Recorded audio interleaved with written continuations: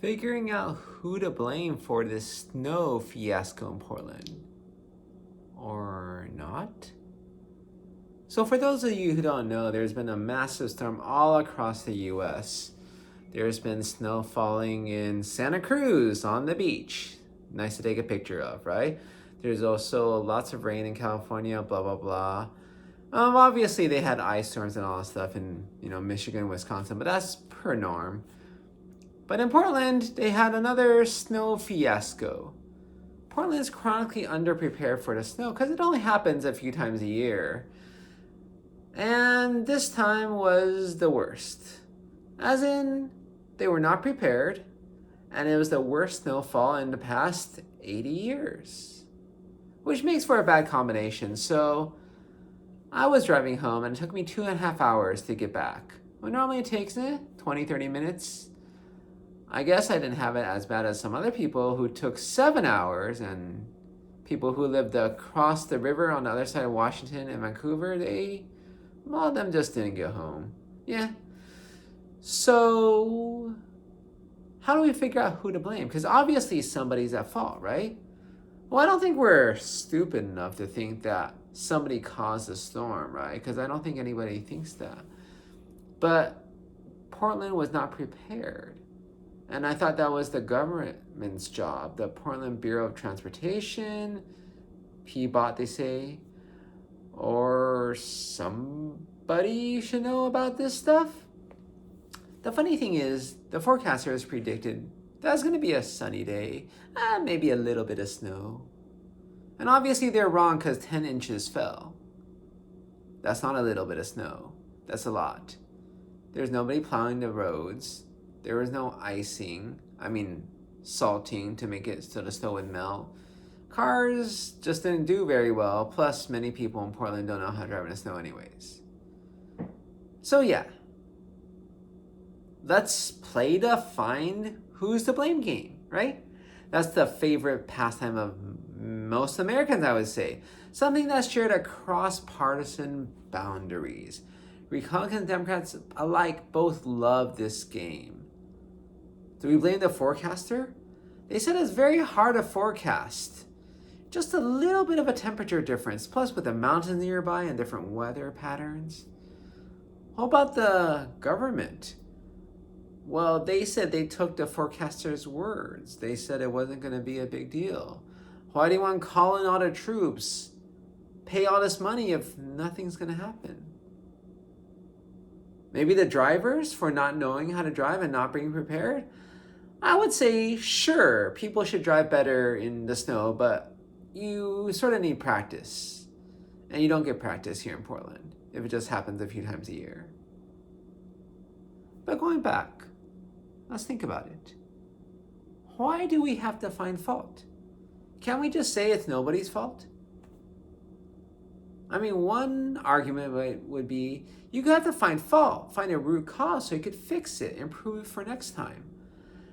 But do you ever think in life that sometimes things are just a perfect collision of all the bad things happening all at once, right? Murphy's Law. And there's not really one person at fault, and you can't really fix it because there's not one issue.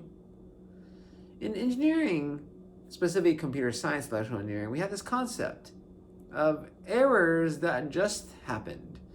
And they're not going to come again for another million years. And basically, you do nothing about that. For engineers, it's a very satisfying explanation. For everybody else, they're like, whoa, whoa, whoa, whoa, whoa. So you're just going to let it go? At issue is the concept of preparing for the rare. So we learn about this idea called the Super Bowl phenomenon. So let's say you're designing a sewage system to handle a certain amount of waste. So a lot of people in the city, say 10 million. How many people are going to be flushing at any particular point in time? Not many, say 500,000 at max, right? So you design it so it can handle that maximum capacity, the maximum load, right? For example, you're building a bridge. You don't have to build it super strong because cars aren't that heavy. Maybe the maximum is a lot of big rigs on the bridge. You're not going to expect a whole bunch of tanks to be crossing your bridge, right? That's just rare, unforeseen don't worry about stuff like that. So you prepare for the worst case scenario. And in the case of the toilet, the worst case scenario is, how people go at once. Maybe evenings, everybody comes back, uses their toilet at home. Or in the morning when everybody's getting up. But not everybody gets up at the same time. Not everybody, flushes at the same time, etc. Except in one scenario, and that's called the Super Bowl flush. And so this was back in the days before Super Bowl commercials were so popular. Because nowadays people just watch a Super Bowl for the commercials, right? Who could care about the game? A lot of people don't even know how football works. So everybody rushes to the bathroom during the commercial break because they don't want to miss a moment of the action. Everybody uses the bathroom and then flushes it all at once. And there you go, half the city flushing the toilets all at once. It overwhelms the sewage system. And so there's always fail-safes for these things. Like New York, when they have all this water and they don't know what to do, they just let it flow into the ocean, unprocessed. And it doesn't sound very good, but it's a fail-safe system because you don't want sewage backing up in your toilet. That's just disgusting. Had that happen, you don't want that. But the thing is, we prepare for a worst-case scenario if we know about it. So let's say you prepare for the Super Bowl scenario. It's just a lot of money spent, right? But if you don't know about it, how do you prepare? How do you prepare for the unknowns, right? I think of the explorers in American history who were going westward. They don't even know what they'll find. Bison?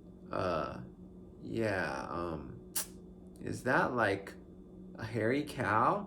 Like, they just never have seen these before. They can't even predict things. Or think about the white men when they first went to Africa.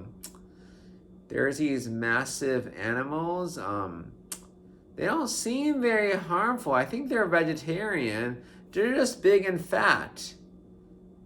And then they learned a hippopotamus runs at 30 miles an hour, weighs as much, I guess there's no cars back then, weighs more than anything in that world back then.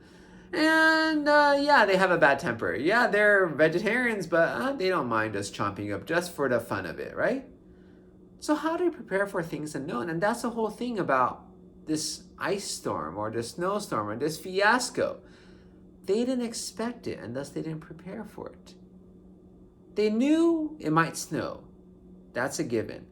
They did not think it would snow a lot. That's also a given. But the thing is, it did snow a lot. Obviously, the forecaster was wrong. Doesn't matter how hard is it, they're wrong. That's objective. But the question is, what do you do about that, right? And that's always, I think, the interesting thing for government or an administration, right? Because they don't want to waste money. They don't want to over-prepare. People will blame them for over-preparing. But you should. And I remember somebody talking about the pandemic and how some places handled it, right? Is this gonna be a big thing or a little thing? Is it just gonna fizzle away? Is it good to be preparing too much? Or is that just a waste of public resources?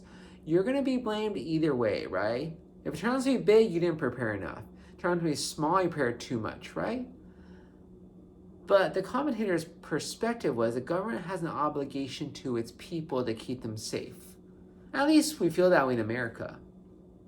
And spending money on keeping them safe is a good thing, right? We spend a lot of money rescuing people who get stuck out in some random hiking spot, or they were skiing and they fell down and fell off the cliff, right? Helicopters, lots of rescuers, even search teams looking for missing people. And nobody says that's a waste of money. This is just one person, just let them go, right? They're probably dead anyways. But somehow we don't think about it in preparation. And that's because we have a mindset of preparing is somehow, I don't know, it's a waste of money if you prepare for nothing. Right? And I feel that's what needs to change. And that's nobody's fault. It's just the way we think, which may hopefully change gradually next few years, next few decades, as life simply becomes more and more unpredictable. It's nobody's fault. We just have to prepare more in the ways that we can.